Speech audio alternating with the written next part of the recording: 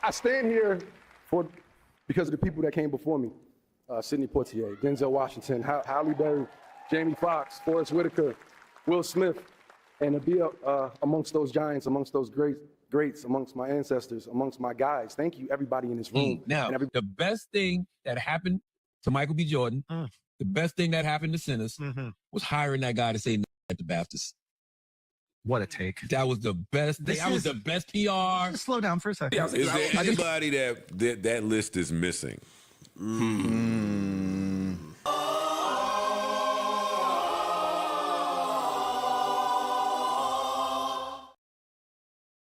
What is going on? What is up, Triborough? Man, I can't wait to get into this conversation tonight.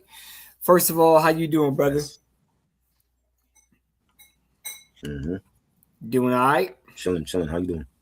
Man, I'm ready to get this popping because I want to backhand Charlemagne the fraud. We no longer call him a god. He is the fraud. Just a real backhanded comment. You know, I don't understand why he just couldn't give Sinners and Michael B. Jordan working over 25 years in the game acting and finally gets his comeuppings, and you got people got to shoot him down. You know, how you feel about that? Because he's the first one to preach about we need to stop beating up black famous artists and then black communities. And I mean, what is he doing?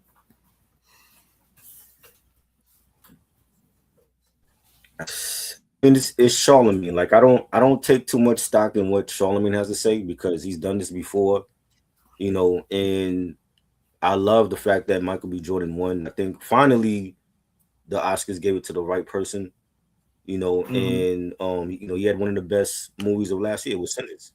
You know what I'm saying? Yeah. And I'm happy for Michael B. Jordan. I hope this is like, you know, a start of more things to come, and not just for him, but for other black young up and coming actors and actresses that deserve to be nominated for their work. You know what I'm saying? So I don't really like care about what Charlemagne has to say. I just feel like he does things just to get those views and the clickbait, and that's pretty much what it is with him. Yeah, you know, and it's funny because when he was on the Breakfast Club a couple years back, you know, he was like, "Oh, I don't understand how you're not looked at one of the greats," and all. You know what I mean? Charlemagne, always in everybody's face, is always this nice guy, but then he goes on this podcast that he does with that white dude, I forget his name, and they just totally smack everybody. And then he goes on the Breakfast Club and acts like he's an angel. You know, like I really wish that Baby would have smacked him around when he went that day in the studio asking for some respect on his name. No. You know, because he had the balls to say, well, you ain't doing this to Rick Ross. You know what I mean? And then don't worry about what I'm going to do to Rick. I'm here for you. So, you know, and he's always ran from every situation. He's got bitched up before. He's got snuffed in the face. He's got slapped around, and he still remains to talk shit. And I just don't understand why we just can't celebrate greatness. You know, the movie Sinners was an amazing movie. It broke records. And every award that it got, plus I thought it deserved more. So I was just really kind of, you know, pissed off about that whole shit. I just didn't like it at all. Speaking of, we got Nash. It has to be. It can't. We have to. Go ahead. Go ahead. My bad. Now I was saying, just the thought of just putting that idea out there that, you know, Michael B. Jordan might have orchestrated the whole thing just to get like maybe a sympathy win from the Oscar committee. I don't believe that. I just feel like we have to support our people for their good work and they deserve. He deserves to win. You know what I'm saying? And you know, salute to Michael B. Jordan. Yeah, speaking of, you know, and I do like the fact that he shouted out that Will Smith is still one of the greats, you know, because he is blacklisted for, you know, another 8 years. So he's never going to get a nomination again. You know, I have my feelings about the whole. We know because it's like as long as he keeps doing A-list movies, I think he will definitely get a shot again. But that's the point. That's also another problem, though. He's really not picking. I mean, I love the Bad Boys franchise, but like the third and the fourth installment to me were just a little weak, a little too far out there. Now we're starting to turn into like a Fast and Furious type of vibe. You know what I mean? At least in part one and part two, you really felt that chemistry. Part three, I just felt like the chemistry was almost there. And then by the time it gets to four, I just feel like they're just too disconnected and they're trying too hard for the jokes. You know what I mean? So that's kind of how I always felt about that. And I love, don't get me wrong, I love Will Smith. I made videos defending him on not what he did at the Oscars, but the greatness that he has brought to entertainment. So, I still love him as far as an actor goes. And, the other stuff, I guess I got my own kind of. First of all, I wouldn't have laughed at the joke. Once you laugh, that's it. You can't smack somebody. So that was just my thought. You know what I mean? And I still think in some way, shape, or form it was orchestrated. But that's also my theory on the whole thing. But I wanted to, before we go on and get into this rap list, because I'm really eager to go into our list that we had picked out. You and Nash last night, y'all did a great live stream. I was only able to catch about 20 minutes, half an hour on my way to work. But make sure y'all go check that out. Give it a rewatch. They were talking about Jack Hollow or what's his name? It's Jack Hollow. Yeah, and how he's redoing all these album covers and I don't even want to get into that, but I had to say it because the way y'all were explaining it, it really does break it down. And I thought it was a fantastic live from what I was able to watch. So y'all go check that out. It was just hilarious. I was laughing. I had a couple jokes in there that Nash and you was laughing at. So you know what I mean? I just wanted everybody to know, jump over there on your page and what's his YouTube page over there? Mark Nash. Yes. All right. Mark Nash. And he's in the comments right now. So if you want to throw your channel up in there, Mark, go right ahead. And Charlemagne the Fraud. Everybody finds that funny. That's what he is to me. All right. So real quick, I'm going to pop up this list and we're going to get it. And I'm just going to pop it up real quick. Cannabis, Busta Rhymes, Fabulous, Jadakiss, Big L, Andre 3000, Ludacris. Then we have Inspector Deck, Method Man, Lupe, Prodigy, Black Thought, Joel Santana, and we also have the late, great, amazing Lloyd Banks. So what do you think about – let's start with Cannabis. Do you think they're right? Cannabis, yes. I do feel like after his first album, he did get better. I loved his sophomore album. I think his sophomore album is his best one. I think I agree. Cannabis, was it BC 2000? Yeah, 2000 BC. That was a great album. Yeah. Yes, 2000 BC, great album. He had production from DJ Clue was on that. He had I think Novel was on a track. You know, he had Irv Gotti, rest in peace. Irv Gotti did something on there. That was a much better album than the first one. I did not like the first one, and he had all the hype and promotion from the label for that first album. But Wyclef messed up his first album. But his second album was great. I've heard people tell me even his other albums, his other solo albums were great as well. You know, he did an album with Keith Murray. You know, yeah. So that one, I will say, Cannabis deserves to be on the list. Yeah, there's others though.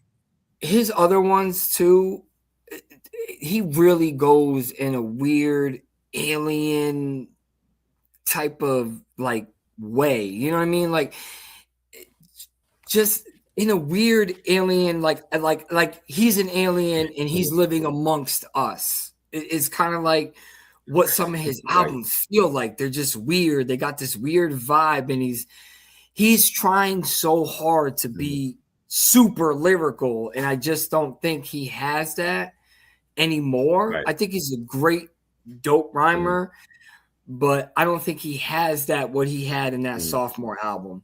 You know, real quick, do you believe the rumors that LL said, well, in the song, it wasn't even a rumor, that him and Wyclef set him up for his first album to be a failure? Uh-huh. Do you think that's true? No, I don't. No? I don't think Wyclef would set up his own artist. Nah, because at that point, like Cannabis was already a part of the refugee camp. You know, like he was doing stuff with Lauren, touring with Lauren and the Fugees. I don't think that would be stupid if Wyclef set up his own artist like that. I don't think he would do that. Yeah. Not for LL Cool J. That doesn't make sense. I don't think Jim Jones has a great album, let alone a classic. But that's me. I am not a Jim Jones fan. I will say Jim has good albums. I don't think none of them are classic though. He has and I don't think none of them are great. They're good, but I don't think any of them are great. Right. I think he falls into the same category as like almost like a Cameron. You know what I mean? Like I think there are points where he just tries too hard to be Cameron, and he's just not Cameron. And Cameron's an ABC rapper. So, you know what I mean? Like, that's how I've always felt. I think Purple Haze and Killer Season were his best albums. Confessions of Fire was okay. But I think Purple Haze is Cameron's classic album, and that's it. I don't think he has any other classics in his lineup. I do feel like Come Home With Me is right there. But, I mean, the majority of fans will say Purple Haze is his, like, best album. I do feel like Come On With Me was a great album. Even SDE was very underrated. But he has some good albums. Not classic. I would rather listen to Mace's Harlem World before I listen to Harlem World was great. Harlem World was a great album. Yeah. And let's just make this clear. What defines a classic album to me is if it has 3 or 4 skips in a range of 15 tracks. That's how I define. So if an album has, let's say, 10 tracks, you know, you got a shorter album, but it is fire and you only skip 1 track, that's a classic because the ratio still fits. You know what I mean? As long as you can stay in that 85% range, I think that's what defines a classic album.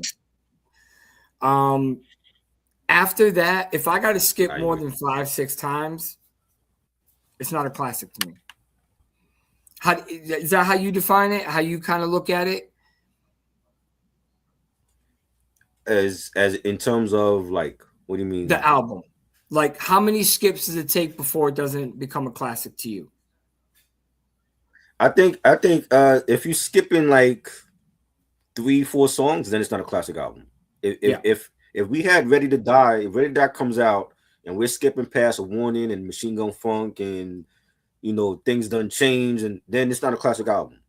Yeah. You know, if you skip 1 track, I wasn't a favorite of, I didn't like Friend of Mine.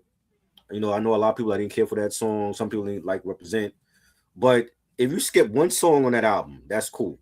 It's still a classic album. But we talking about 3-4 songs, 5, no, not a classic. Yeah. Yeah, it's like Nas. It's like putting on Illmatic and, you know, like I Am for me. It's hard to skip. It's hard to skip tracks. The only time I can really do it is if it's a radio hit. If it was on the radio and it was playing 150 times a freaking day, then I never really, I would just skip it because I know the damn song by heart. But every other track, you know, if I skip it 3 or 4 times on an album, it's not a classic to me. You know, and then mixtapes, unfortunately, don't count. Next on the list, this one's a tough one, is Busta Rhymes. No, how we feeling? That is wrong. No, but Busta first 3 albums, The Coming, that was 30 years this year. You have When Disaster Strikes and ELE. ELE is probably his best album, but those first 3 Busta solo albums are like his best. Those are classics to me. I think. Matter of fact.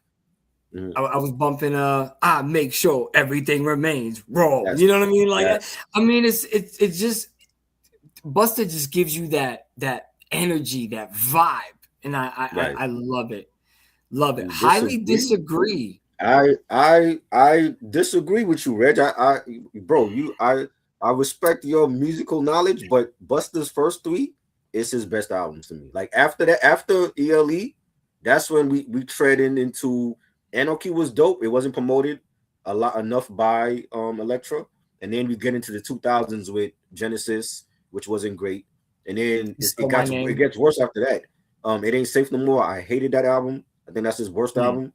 And then he rebounded with the Big Bang because he was on Aftermath at that point, but he left Aftermath and then he gave us crap like Back on My BS. But I think his first three solo albums is his best in his discography still. Like if you ever see him live, he's still performing Woo-Ha, he's still performing Put Your Hands on My Eyes Can See, he's still performing Give Me Some More, and the Janet. I saw him last summer at Rock the Bells. He performed the Janet song and it was great. And he had Janet Jackson on the big screen. It was that's timeless, classic Busta Rhymes. Yep, and I agree. The second one is it teeters for me, but the first and the third are definitely they are classics to me, in my opinion. Right. But everybody, again, you have to be in the mood for Busta Rhymes. He's high energy. He's lyrical. His beats are always just. You know what his first album reminded me of was a Craig Mack with better lyrical ability. Yeah. You know what I'm saying? Because I think Craig Mack was very lyrical, but Busta Rhymes is he just takes it a step further and gives you that same funk and that rhythm. And it's hard to listen to a Busta album, especially the first three, and be in a bad mood. You know what I'm saying? It just makes you, this is the dumb shit we spend money on. You know what I mean? Like you can't. You can't. I don't know. I think I would agree with you on his first three. This is somebody that like he came from a group, Leaders of the New School, and he wasn't supposed to go solo first. It was going to be Charlie Brown. Charlie Brown was to start that group, and Busta stole his shine with verses on Scenario. Saying you had the SWVs on the You're the One remix. He's on the Flavor in Your Ear remix, and he had that buzz like. I compare Busta's solo run to Jim Jones when Jim Jones didn't get that Rockefeller contract and he had to go out there on the mixtape scene and build his own fan base and buzz and that was Busta. Busta was in the studio jumping on everybody's track, giving them a hot verse, and he got his solo deal and he ran with it. And he's one of the best rap artists ever to come from a group and as a solo artist. I love him. Yep, he is. He's up there, and he made his lane. They use his music for commercials. They use his music to promote stuff. So he made his lane. He still shouts out Leaders of the New School. He still has mad love for all the members. He's never really talked down about them. It's just that he made it, and he did it exactly the way you said, by jumping on remixes, doing all this shit. Look at Jay-Z, been around since '89. You know what I'm saying? He was doing shit with Jaz-O, flying around in the fucking music video like Peter Pan. So don't tell me that he just comes out. It's just that Jaz-O went a different direction and Jay-Z stayed in the lane, and boom, Reasonable Doubt. 30 years, you know what I'm saying? Another 30-year anniversary album. We got to do a stream on that. Great 30-year anniversary albums. Definitely. That'll be the next stream right there. All right, fabulous. Now, both of us, are very fabulous, biased. I can't stand him. Well, it's not that I can't stand him. I just feel like he can never put together a great album. Let me say, like, I love Fab. Fab, he's from Brooklyn, my home. Lyrical. He's a great MC. I've seen him live. He doesn't have a strong, at least for that night when I saw him live, he didn't have a strong performance.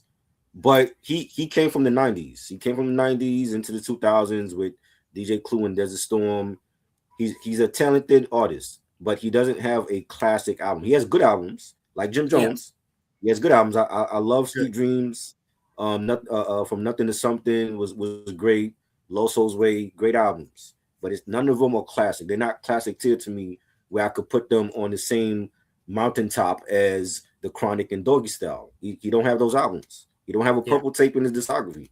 His mixtapes now, he went on a Yeah, mixtape run. When we think of the mixtape era, Wheezy, 50 Cent, Dipset is Fabulous. Fabulous got to be in there because he has great mixtapes. The Soul Tape series was great.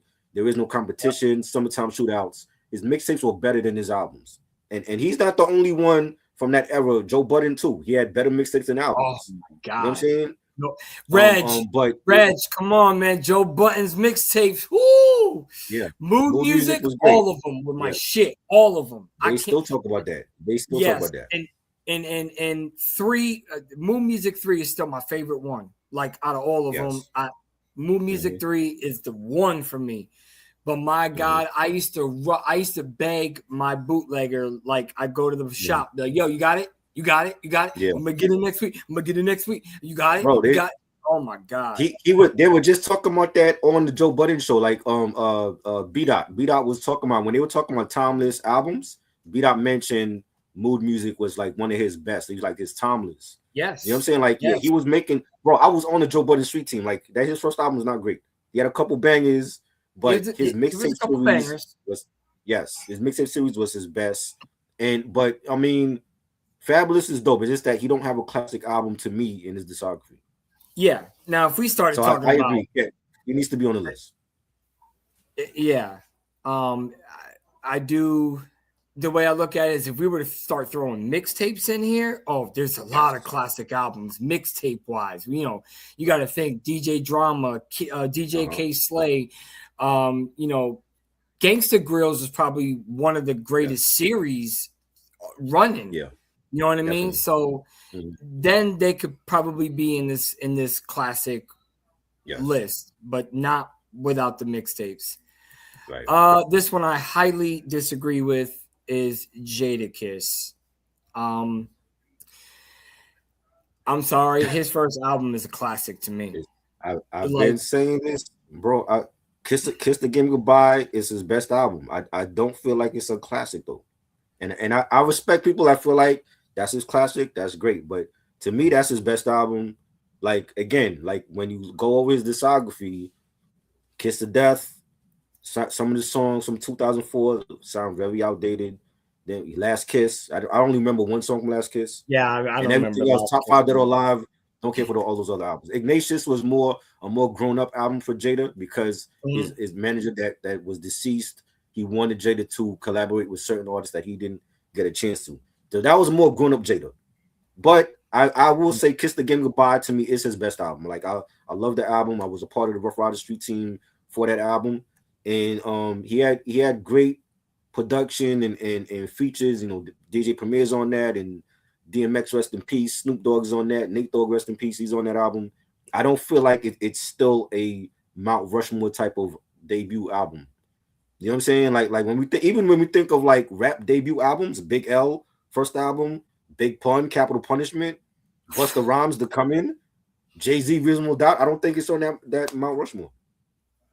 No, you know, that's your opinion. I mean, Kiss to Death. I could skip more tracks than I can listen to. Last Kiss again. But to me, Jada's first album, maybe it's either the nostalgia or it was the fact that we waited so long.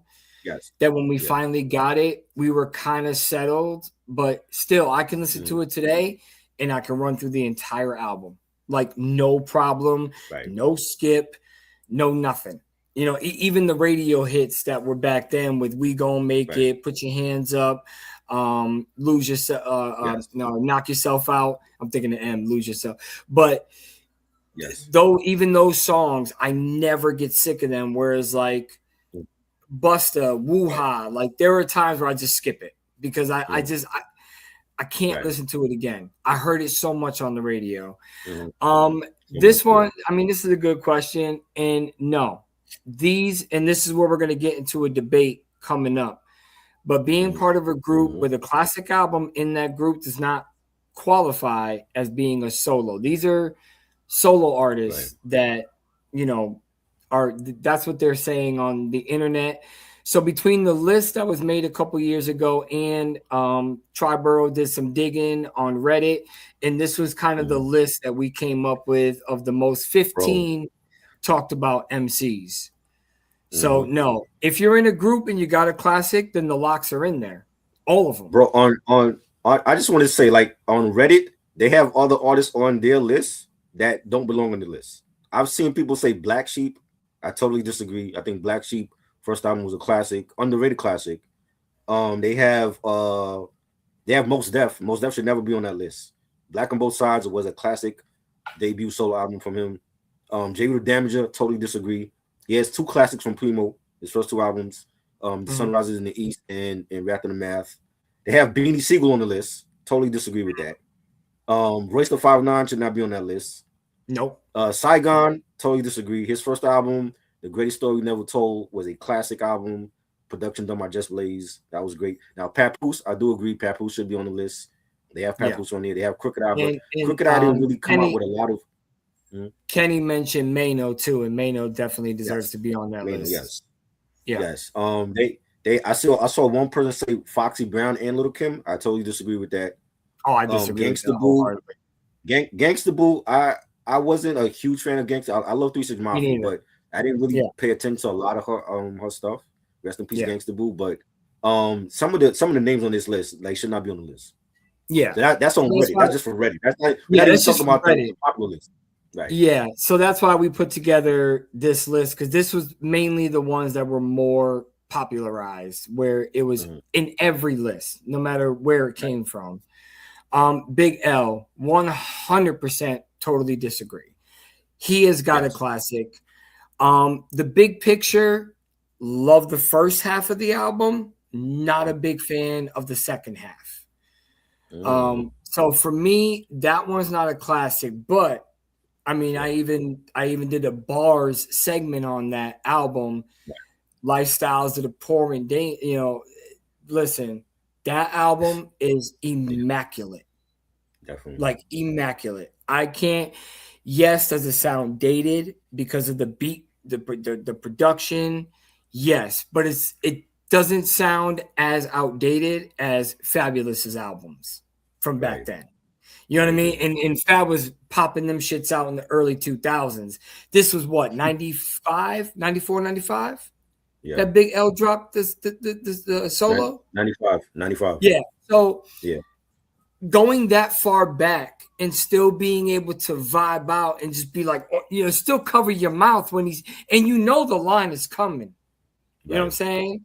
Right. And you still are like, oh my God, I just can't believe back then he was saying that shit. Imagine if he was alive right now. Right. You know what I'm saying? Just like I say about Big Pun, I believe if Big Pun was still alive, because if you look at Yeah Baby, what direction, Triborough, was he going in with Yeah Baby? He was blending his Spanish culture into his album. Right. And I think Big Pun would have been the one to introduce reggaeton to America versus Nori. I agree. But I think Nori seen the vision while everybody laughed at him because, it was a couple years after Yeah Baby that, Nori came out with that reggaeton album that he did. Everybody laughed at him and the shit sold millions. It went almost diamond. So he was on to something, but Big Pun was on that. If you go listen to Yeah Baby today, you got your hardcore joints. But if you notice, once you start getting to the middle of that album, he starts to blend in that Caribbean Spanish culture, and you still want to vibe to it. So I think he would have been the originator of bringing in reggaeton, if you ask me. But Big L, definitely his first album. If not, I mean, he only made 2 albums. So it's kind of hard to really calibrate. Thing with the big picture was it was an album of like B-sides and unreleased stuff. Because like by that time, the underground college radio was playing like Ebonics and Size 'Em Up. You know what I'm saying? But he didn't get a chance to make any videos for those songs. You know what I'm saying? So that's not really like a real album. It's just a collection of unreleased songs and B-sides and freestyles. Yeah. It's basically Biggie's Born Again, except not bad. It was better. Yeah, Because Born Again was terrible. Yeah. I'm so mad at Puff when he came out with that. So we agree, Big L, classic, Yes. first Yes. album. All right. So sure. everybody else that thinks that he should be on this list, you're out of your mind. Now, Darren, DJ, this is the big debate, and that's going to be Andre 3000. Classic album or not? Classic album. I say no. It's a solo album. That I have to stress this to people because I've been in debates about this for years. The thing with LaFace is the way that they marketed this album is it's both group members from Outkast together with their first debut solo albums, and that's how they sold it together. They sold it like that. That's how they packaged it together. It's not an Outkast album. It's not an Outkast project, but it's an Outkast. It's the two group members of Outkast coming out with their debut solo albums together as a double album. That's how they packaged it. So if you it's not an Outkast album because it's only one collab between both of them on the album. They did Roses on I believe that's on Speakerbox. Yep. You know what I'm saying? And that was it. And Andre even produced a couple of songs on Speakerbox for Big Boy. So it's not an Outkast album. They each have their own solo album, but they sold it together. That's how you find it in the stores. That's how I have it. It's a double album sold together. Now but it is a classic album. I do love. I prefer Love Below more than Speakerbox. I don't even think Speakerbox is Big Boy's best album. I think So Lucius Left Foot was his best solo album. But I do think Love Below is a classic album. From production, the songs, the concepts, the features. He had Khalees on there. He had Big Boys on that. I loved it. Now, here's the other debate I wanted to go over real quick when it comes to Love Below, Andre 3000, or Kanye 808s and Heartbreaks. Because if you ask me, I got to go 808s and Heartbreaks. I think it's a better, more put together album. I think it's a classic. Love Below. It is. I agree. Yeah. Love Below is a classic when you don't look at it in that frame of mind of, the way they packaged it, because that was the argument on Joe Budden's podcast is that it was together and they marketed it as Outkast. That was the problem. If they would have said, and I mean, you could clearly tell. You could tell Big Boy's disc 1, disc 2 is Andre 3000. Two totally different directions, two totally different styles of genres, in my opinion, and still both made Speakerbox is okay, but Love Below, I would say is a classic. But if people are going to put them together as a group, then he has no solo album because that is the only solo album. This is LaFace's. LaFace did this. This is why people are still confused with what happened. I would say it's an Outkast. It's Outkast presenting Speakerbox Love Below. It's like an Outkast. It's under the Outkast umbrella, but it's not an Outkast album. It's not an Outkast. The last Outkast album was Idlewild. That's the soundtrack to their movie. That's the last Outkast official album. You know what I'm saying? But this is an Outkast project. It's just not a group album. It's just the two group. You've never seen nothing like this ever in no other genre. You know what I'm saying? Like they never did. Like imagine if Mobb Deep had did this where Prodigy comes out with H&IC and then Havoc comes out with the Kush and they were both together. It's not a Mobb Deep album. It's just the two group members with their individual debut solo albums together. That's how LaFace packaged it. Yeah, and it's unfortunate because I would have rather have just bought Andre's, and I think maybe that's another thing. Darren just brought it up. Right. Can't punish Outkast for junking the sales stats. Right. To be honest, I think Andre 3000's album would have outsold Big Boy, and maybe there would have been some creative tension there. So, well, there was tension between the two members at that time too. So they were like, because how do you pay? And, yeah. So that I could see it being caused. Next up, Ludacris. I think I agree. He needs to be on this list. He doesn't have a classic. Wow, that's crazy. There is Ludacris got 3 classic albums.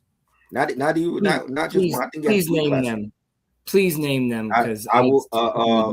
Back for the first time. That was his Def Jam debut. Word of Mouth and Chicken and Beer. I think those still his best albums. Some people would even include Red Light District. Red Light District was dope.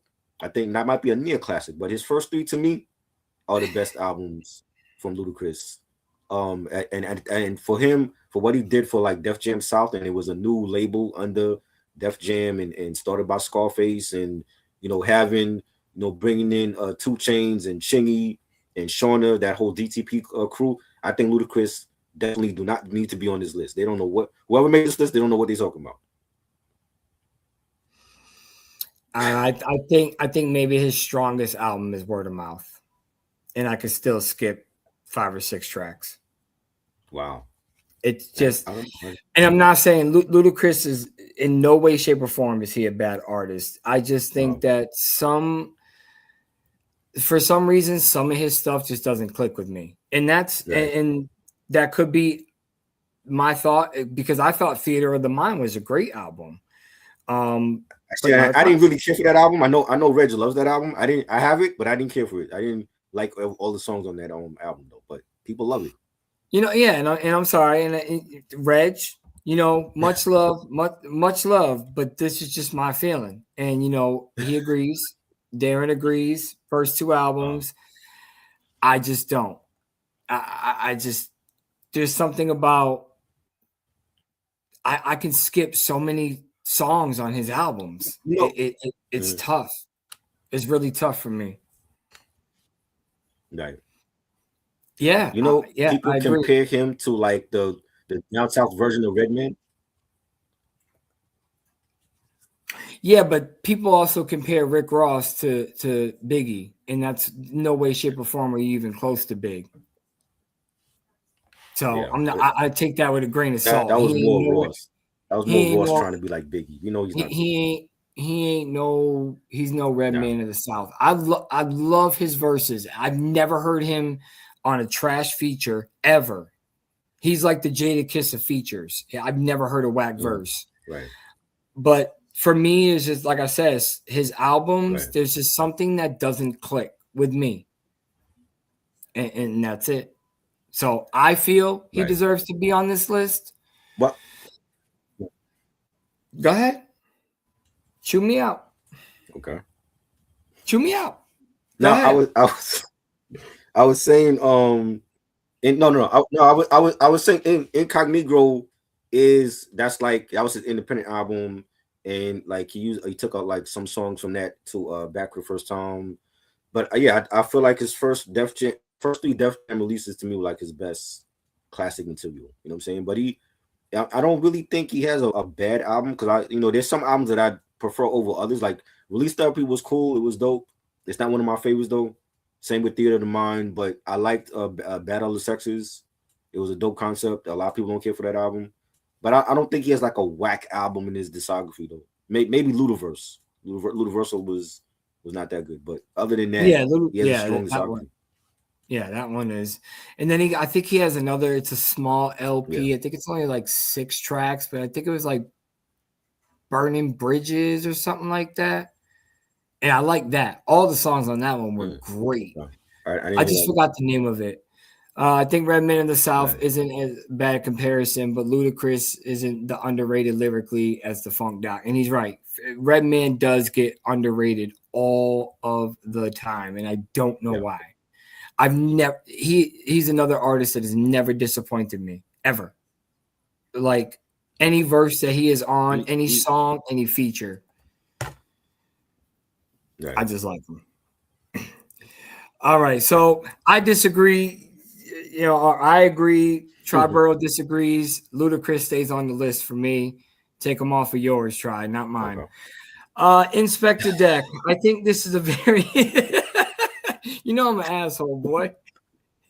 Yeah. I think this one's a little disrespectful. I really do. I really think that this is disrespectful because we didn't really get his masterpiece. Right. Plain and simple. It's not really. It's not. really his fault. RZA just had a couple of floods at Yep. the old spot when he was creating these solo classics for the members, and fortunately, Deck is one of those people that he didn't get that classic from RZA. Like, and he planned it. Like, he planned the whole. It was like a whole Your Friendly Neighborhood Spider-Man theme, and it was gonna be like the answer to Ghostface Iron Man album. You know, the whole Marvel theme, and unfortunately, like when you listen to Let Me At Him and Rec Room, those were like the songs that was gonna be on that first album before the flood. But we got the flood, and RZA couldn't save none of those beats on the floppy disk, and we got Uncontrolled Substance. It's dope. There's some bangers. It's not a classic to me, you know what I'm saying? But that doesn't take away who Deck is as a lyricist. He's one of the best lyricists in Wu-Tang Clan. And let's be clear, one of the best song starters in the game. Anytime you heard him starting off a song for Wu-Tang, for any of his brothers, anybody, just automatic fire. You were tuned in, because in a song, two things are the most important right off the bat. Your beats, right off the bat. If somebody's not feeling the beat most of the time, especially nowadays, back in our days, we had to actually listen to music. But, you know, if your beat wasn't dope and that first verse wasn't dope, the chances of you listening to the rest of that song were pretty slim to none. So we got over here Inspector Deck's albums. Chamber number 9. The Movement. I never heard a lot of those. Manifesto. Yeah. Uncontrolled Substance wasn't that. You could just feel the rush in that one. I don't think he has a classic, but again, it's unfair. And Inspector Deck wasn't even. That's not the only Wu member that he lost records for. He lost some for GZA. He had a whole bunch of. They were working on another Wu-Tang projects. So, he brought Steel brought up a good point. Juice, brother, Steel's brother, Delano Steele, DSJ. Yeah. Inspector Deck's albums are highly promoted. So, I do agree with that. I feel we're not gonna let him off the hook, because he was on Loud Records too, just like Raekwon, just like Raekwon Purple Tape was on Loud Records, right?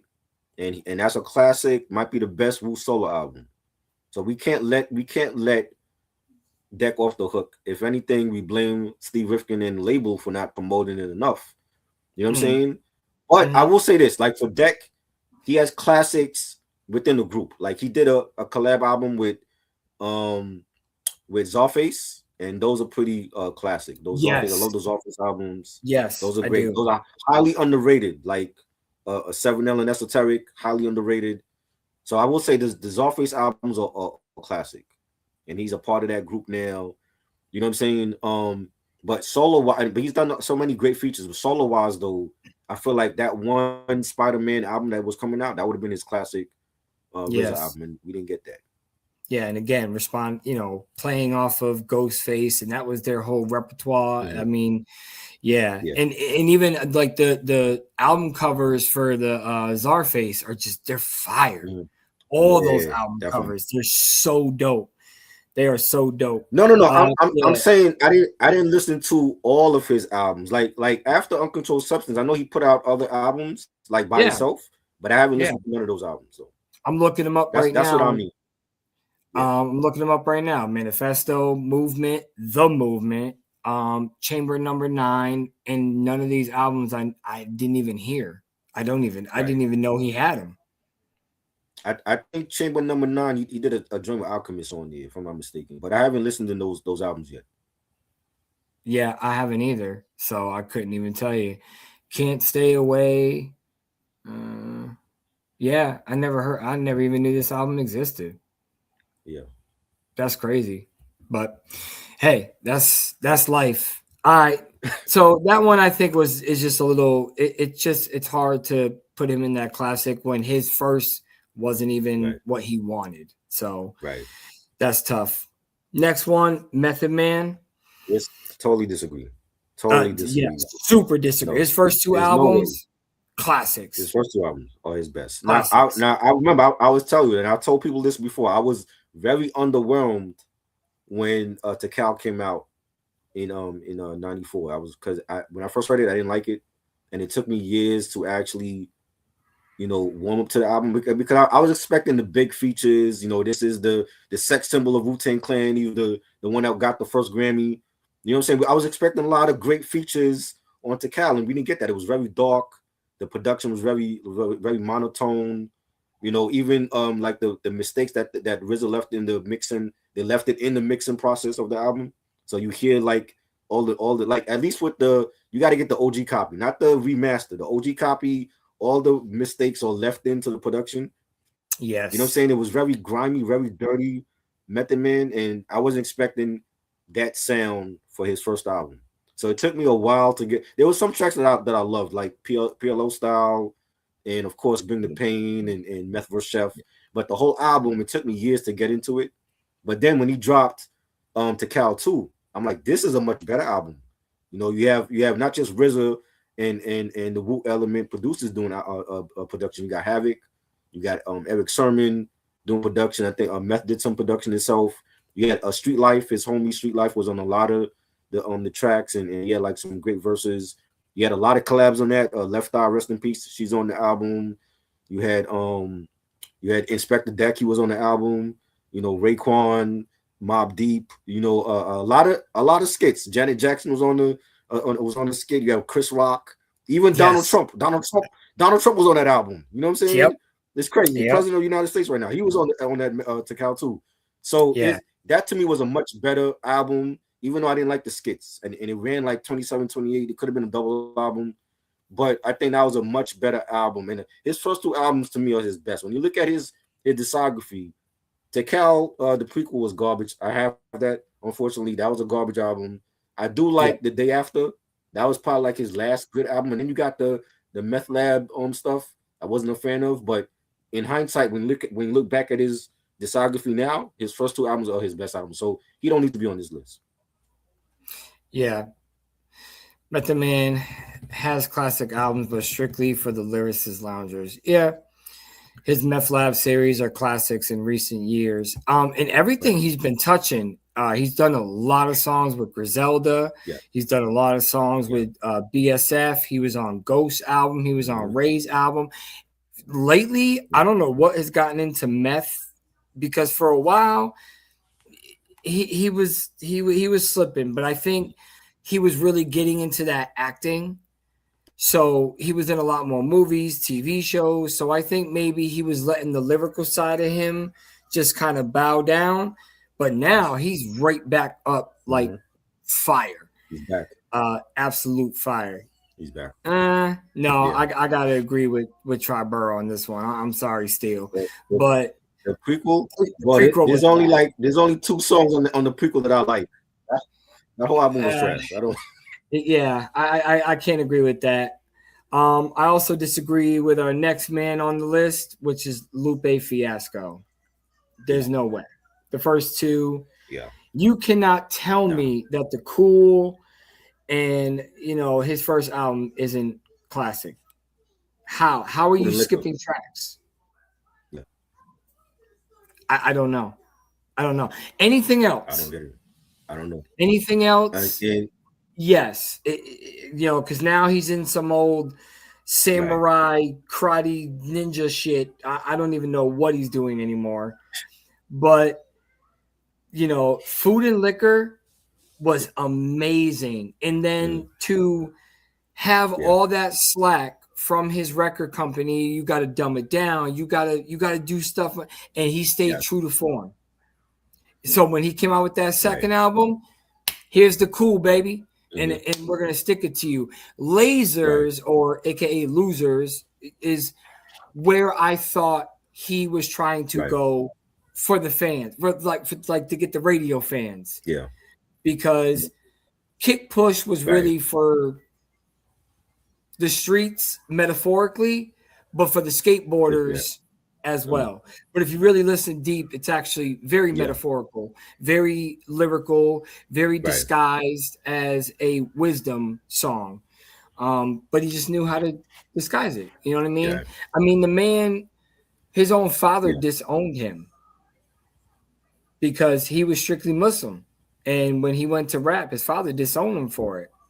So you got to give credit to somebody that's willing to let their family go because he wanted to pursue his passion and pass knowledge to the game. And those first two albums are just absolute fire. I remember when Lasers came out, he had a fan petition in front of the record label because there's a different version of Lasers that he wanted out, and Atlantic wanted like the one that we got, the mainstream version. Yeah, and that to me is like everybody looked at that like, yo, that's mainstream Lupe Fiasco that we don't like. You know what I'm saying? But they had a fan petition online. You know what I'm saying? And like picketing with signs that to release the original. We may never get that, but you know, one of those songs that came from the original album was Airplanes. That was the B.O.B. song that won a Grammy with Haley Williams from Paramore and who else was on that? Eminem was on that as well. You know what I'm saying? But that was Lupe Fiasco's song, and it was given to B.O.B. But you know, his first two albums were great, and then he took a different direction with his music with Tetsu and Youth. It was really trappy. I really didn't care for it, and I haven't enjoyed anything from Lupe since The Cool. You know what I'm saying? Like I've heard a couple of his albums, even Food and Liquor 2, it wasn't as great. And then he had the fault. He had the beef with Pete Rock over the sample for that album. And I know he's back now. I didn't hear the Samurai album, but he actually is like he took karate. Like he has a black belt. Oh, I know. I get it, but we don't need to hear about it lyrically. So let's just, you know what I mean? I haven't liked anything since The Cool. I'm right there with you, but he doesn't deserve to be on this list. He shouldn't be on this list. His first two are definitely classics. Prodigy. That's crazy. That's crazy. Yeah. We better be talking about Prodigy. Hold on, we better be talking about Prodigy, the rock group, and not the lyricist. No. We're talking Prodigy. No, it was on Reddit. It was on Reddit, and people were arguing that HNIC was overrated. And when I was reading the comments, I was bugging. I said, "What? That's crazy. What? What?" And again, I think a lot of this, and there are, like, there's a guy I work with that is young, but whoever raised him right, because he knows all about Wu-Tang. He knows all of, you know what I'm saying? So he knows where the culture came from. Mm-hmm.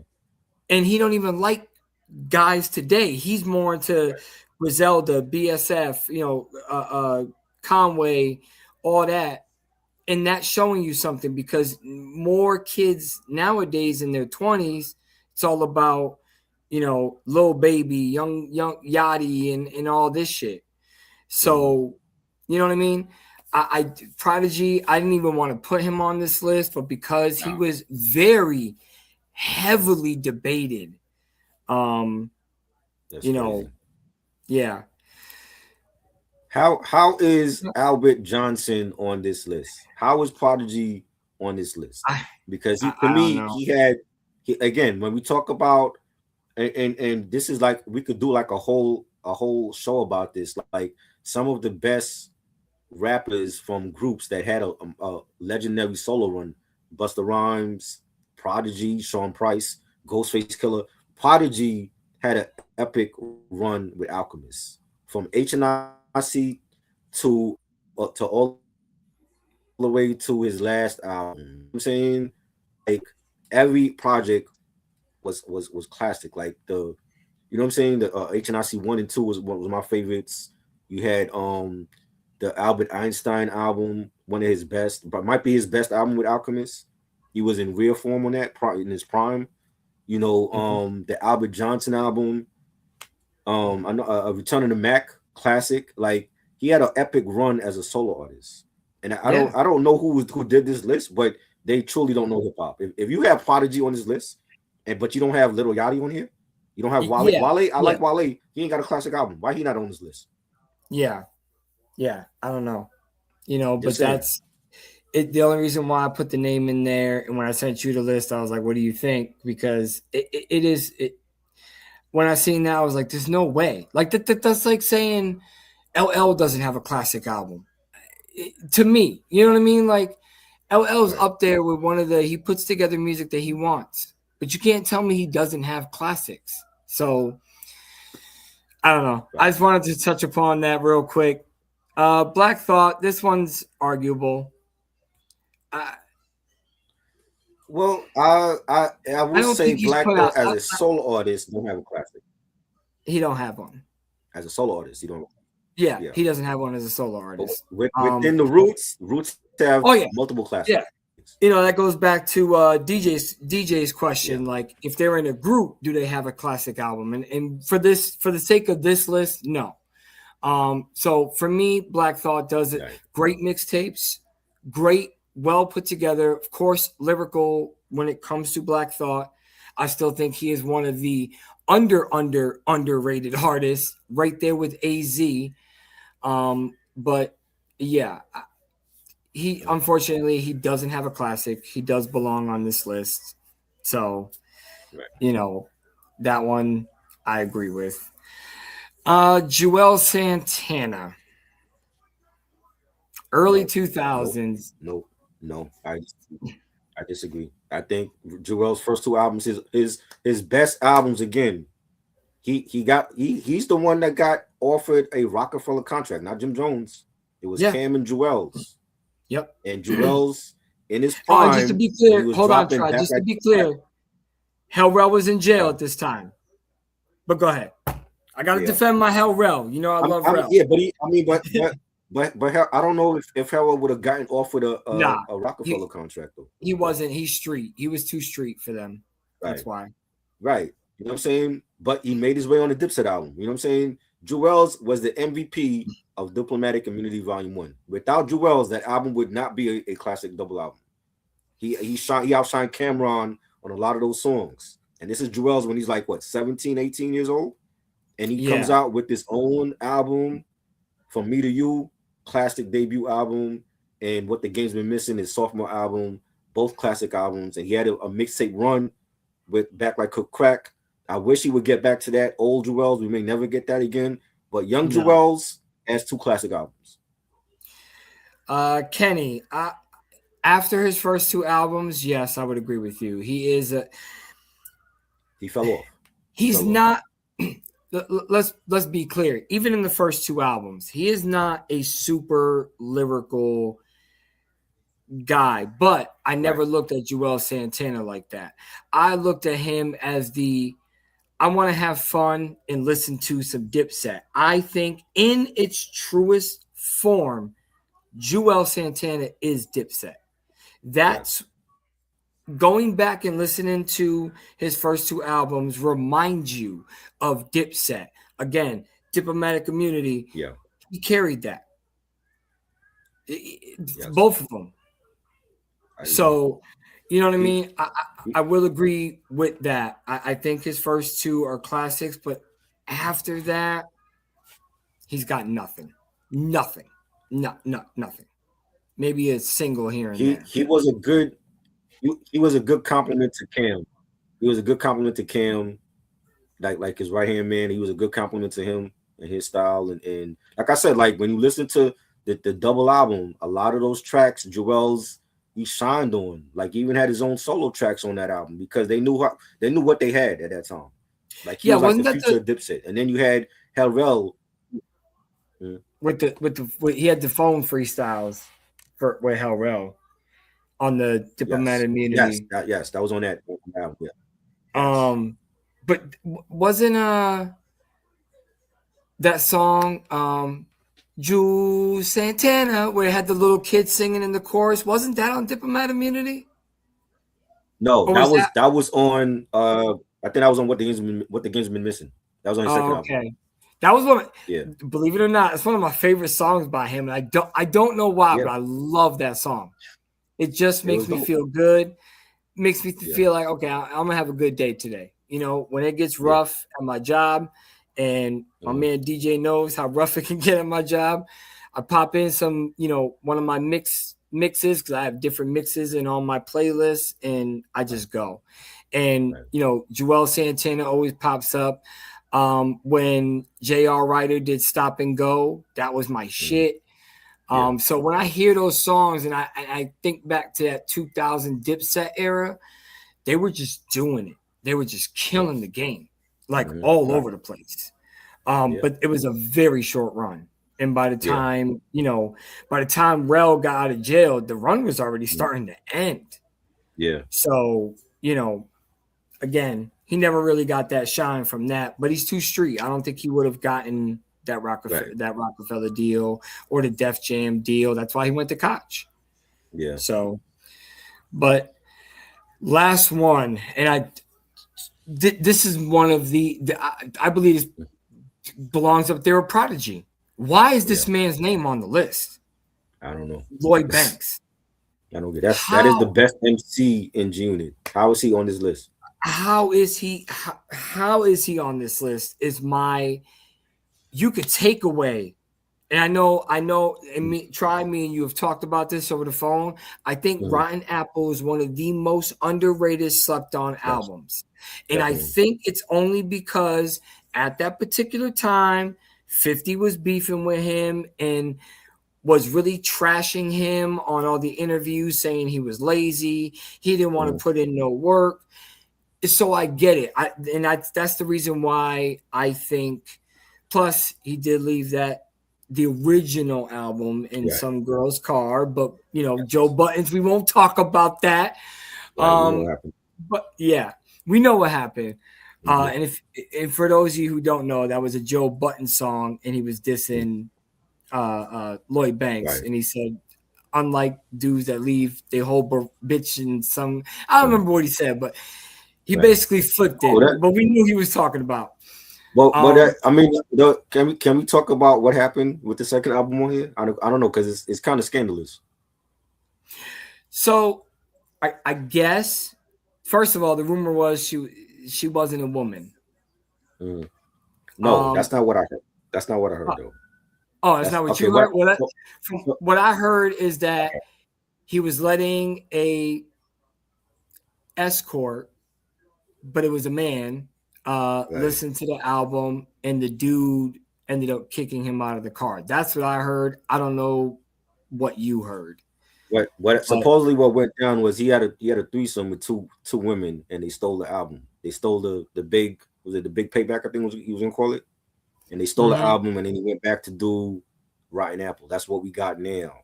But that was on, like, I've heard Who Kids say that too, like that really happened, like the two women stole the album.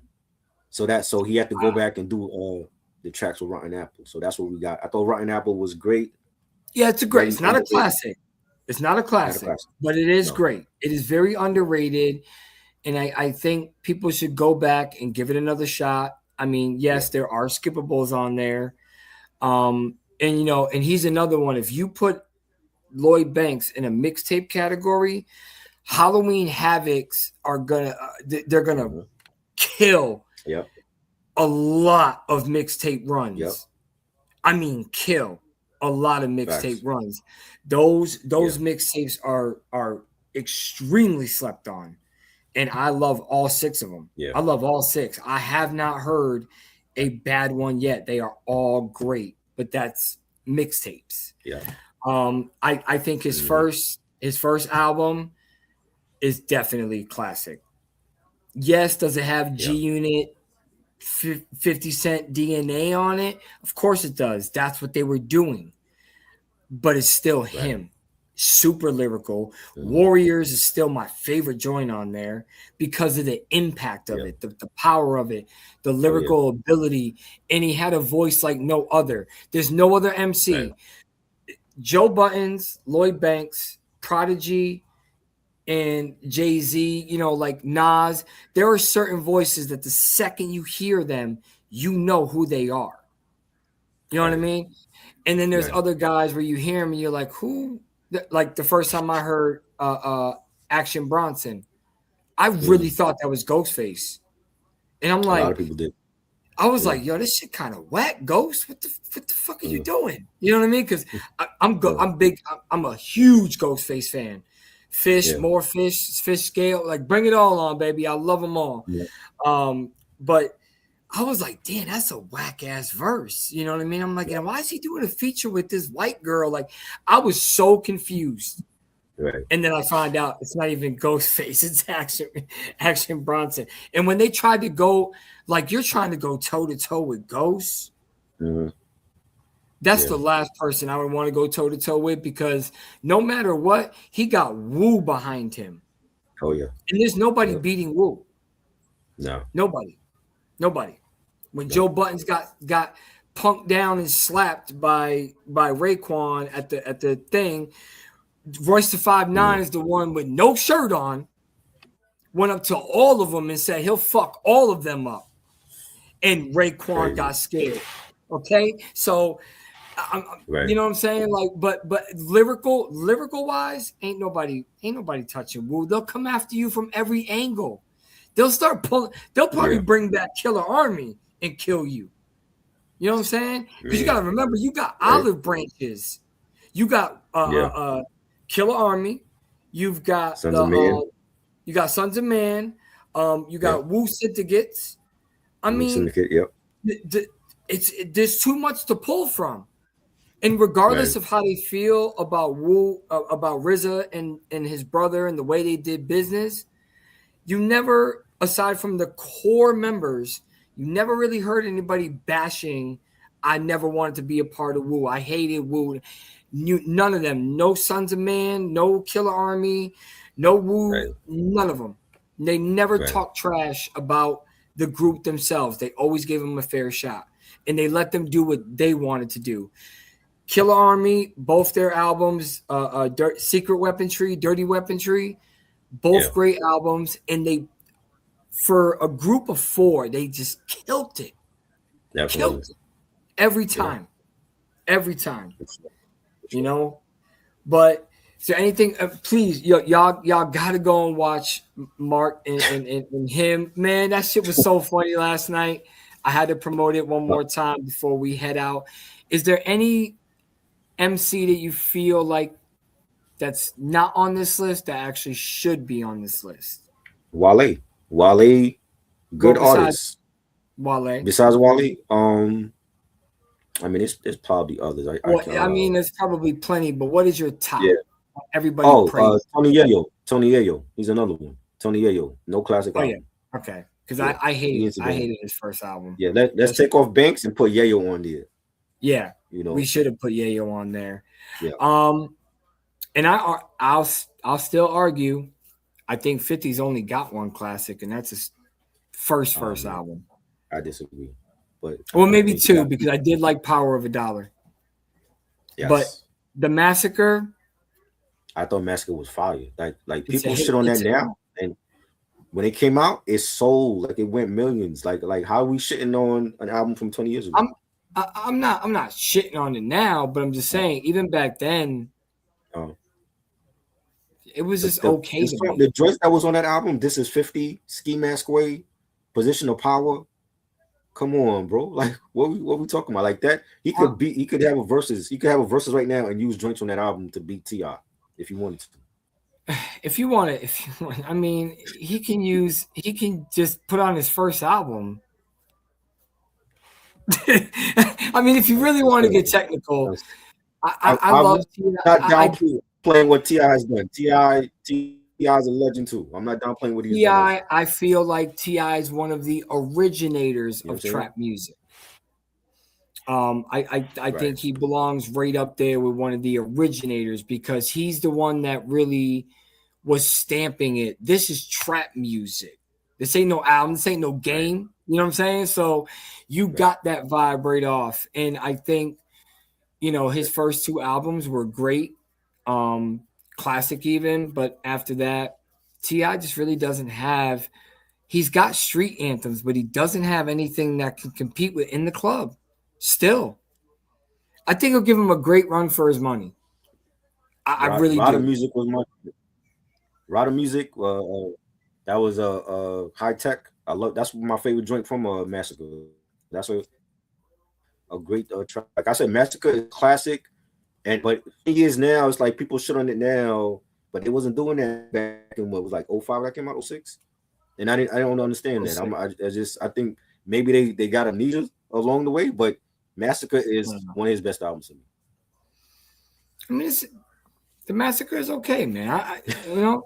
I'm not gonna change it. You know what I mean? Like I could skip like 6 songs on there easily.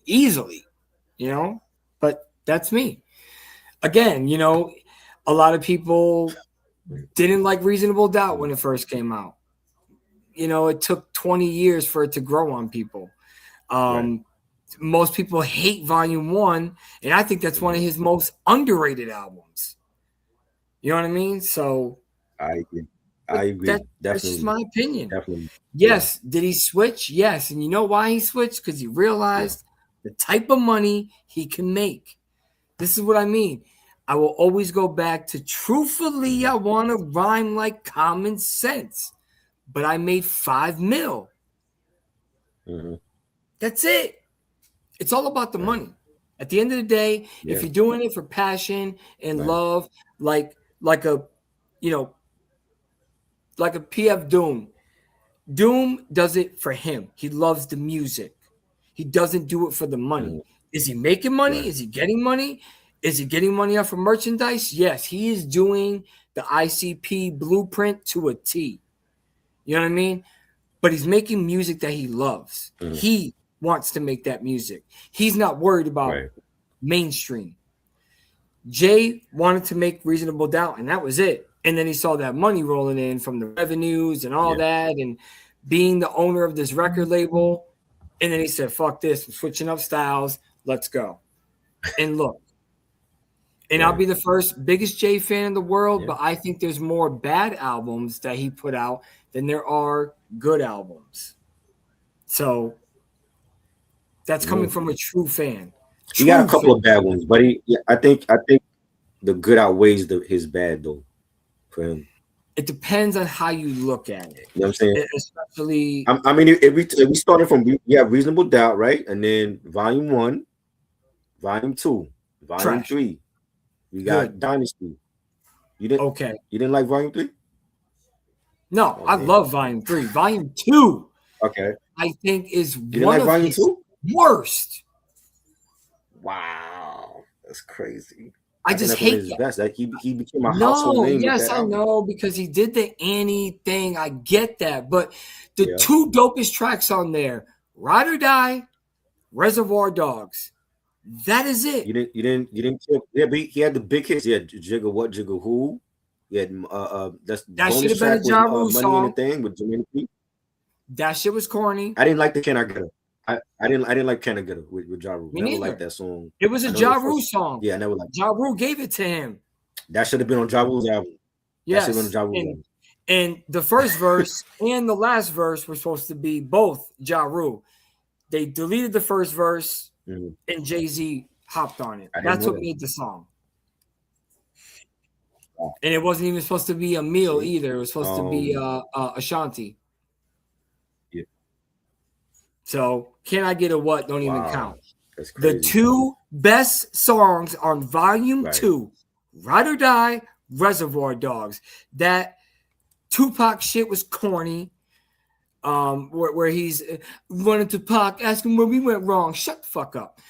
Secondly, the DMX joint, I like the remix more with Beanie Siegel and Memphis Bleak. DMX had a dope verse, but I like the remix better. Yes. But Money Cash Hoes was okay. It's basic. It was basic. Money, cash, cash, what? That's it. There's no thought creativity in there.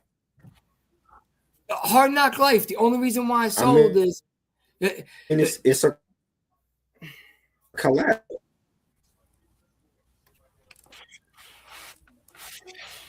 You done? Coming from the biggest J fan. I'd rather listen to we Volume got 1. after Dynasty is Blueprint. So he had a run from Reasonable Doubt, Blueprint. Blueprint 2 was trash. Don't like Blueprint 2. I think that was his first mistake, right? Yep. The double CD. Black Album, great album. He should have retired. He should have retired with Black Album, but he came back. He had American Gangster. That was dope. He gave us Kingdom Come, not so great.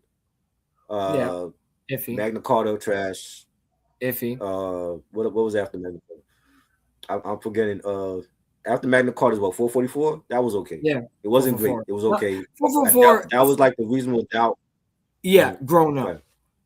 That's what 444 is. It's Reasonable Doubt grown up. You know, but the Dynasty, unfortunately, I've always considered it more of a group album because he was promoting, you know, he was promoting his artists. So that it's kind of like Killer Season for me. If you really go back and listen to Cameron Killer Season, he was promoting his artist more than he was promoting his own freaking album. And that's what I felt like the Dynasty was. Does the Dynasty have the best intro ever in any rap game? Yes. Any rap album. I don't care where you go. The theme song to The Sopranos plays in the key of life on my mental piano.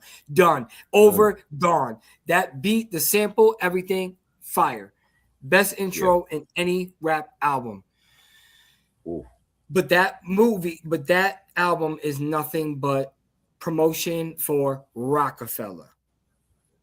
And that's it. Right. That's how I look at the Dynasty. Squeeze First was the best song on there. And This Can't Be Life because Scarface, he made me cry. Scarface killed that verse. Killed it. Other than that, Squeeze First, Can't Be Life. Parking Lot Pimpin' was corny as shit. Anything with Myth Bleak back then was corny as shit. Oh man. I was not Myth Bleak Myth Bleak Speaking of Memphis Bleak, how come he's not on this list? He has no classics. No, he'll never have a classic. He'll never have a classic. Ever. Yeah. He should be on this list. He had some good albums. He had some good albums. I feel like Understanding was his best album. And Understanding. 456. And 456. Even saying they were good albums is hard pressed. Hard pressed. Right. He is not lyrical at all. Right. I think Joel Santana is more lyrical, and we're talking about younger Joel Santana. People that gangs who hang and bang, whereas literal Sesame Street rhymes sound better than Memphis Bleak. Right. So, Dr. Seuss. I will say this: last year, Memphis Bleak gave us a good comeback. Apartment that was all grown up. I want to see that for a lot of artists now. That if they still like Jewel's, I would like to see a Jewel's comeback album where he's grown up. He's talking about family and investments. That was a good. I got to give it to Bleak. Bleak had a good comeback album last year. All right, and I'll listen to it. I haven't listened to it yet. Understanding was good. That's his best album to me. Yes, DJ Understanding was his best album to me. But I don't think it's a classic though. It's not a classic. His best album. And I don't think Memphis Bleak is super lyrical. I've never seen him as a lyrical dude. I've seen him as unfortunately, he got put in that same category that Drag On got put into. Everybody that comes under somebody huge, look at what's homeboy's name? Nelly's homeboy there that came off of Saint Lunatics. Murphy Lee. Murphy Lee. There you go. Murphy Lee didn't do nothing because he came under Nelly. Everybody was expecting another Nelly album from Murphy, not understanding that he was totally different. He had a different vibe, and it flopped. Mm-hmm. So, again, all these artists that come underneath, that try to come from under the shadow of, unfortunately, even though Havoc and, Prodigy came in at the same time in the same group, Havoc can never outshine Prodigy. Right. Same with when Lost Boys split up. Mr. Cheeks was the only one that did anything. It was only him. You know what I mean? It was only him.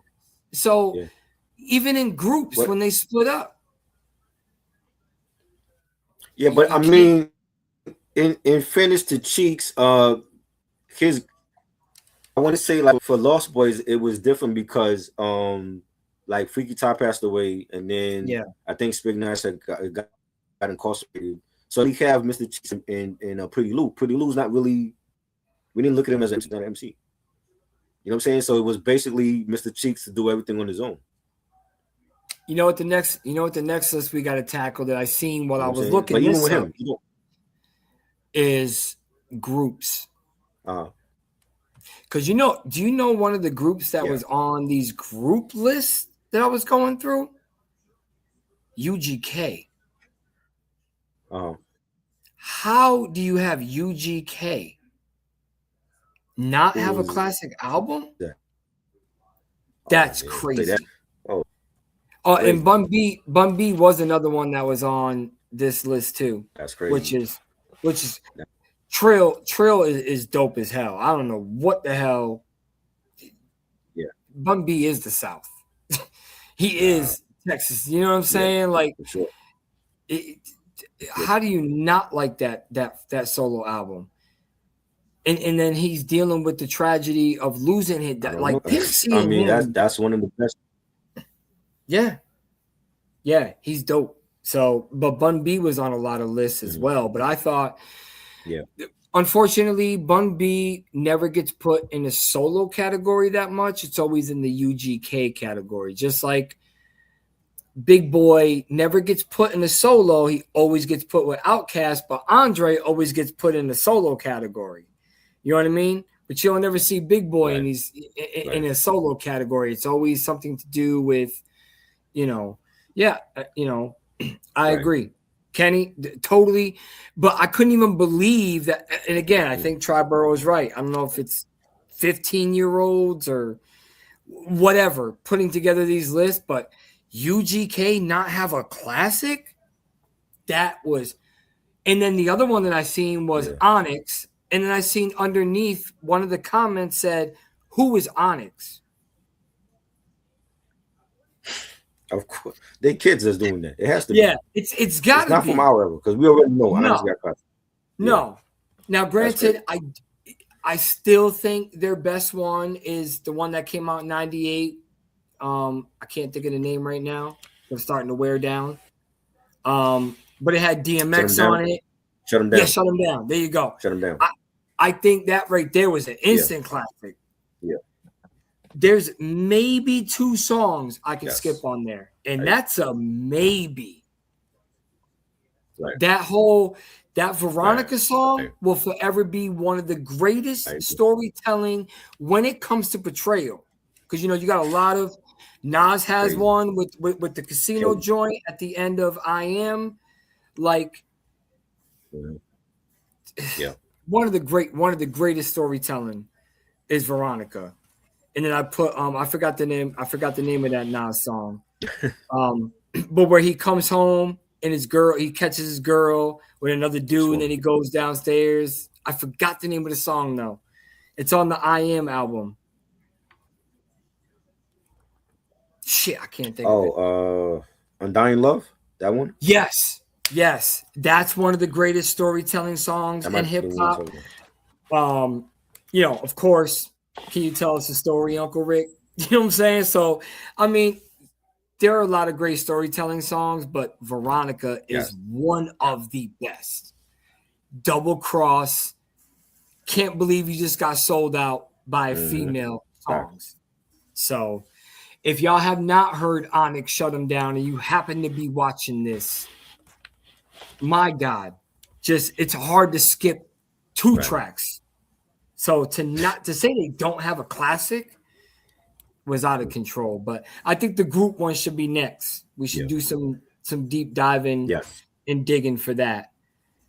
But if you were born in 2000, don't talk to me about for real, Kenny. But you know, like I said, I work with a dude. He was born 2002. He's 24 years old, but he knows a lot about hip hop. So at least he did the homework, and I give him that. He knows the songs. He knows Wu-Tang. He knows about Stretch and Bobbito. So at least he was taught the right way, you know. So I mean, my son will be able to tell you who's who because I listened to it around him, you know. So this is when hip hop was hip hop. Right. But anyways, gonna head out. Oh yeah. Anything you want to say before we bounce, Tribe? Love the episode. Had a great time as always. But anything you want to say? Yes. Shout out to everybody that's been supporting what we do. We're trying to be the best platform on Friday nights for people. This is a safe spot for everybody to come through and just chill and have great discussions like this. And yes, you know, shout out to everybody that's been supporting what we do. Yes, man. And come here, speak your mind. We may not agree with you. We don't even agree with each other, but that's what makes it great. Because I can't fold Try. And Try can't fold me. So Volume 2 is not that great of an album. Love y'all. And we will see you next week with a new one. Please subscribe to the channel. Subscribe to all three of us, wherever you're watching. Raw Takes Unfiltered. That Ain't Rap Podcast, Movie AV Impulse. And again, go check out the live he did yesterday. Just go watch it and you'll see why I was laughing my ass off. And salute dudes in my top 5. And we also have to make that list of MCs, the top, what did we say, 30? Yeah. Yeah, we could do a top 30. We'll run through a top 30 one of these weeks. But anyways, much love to y'all. Thanks for the support, and we'll see you on the next one. We are out of here.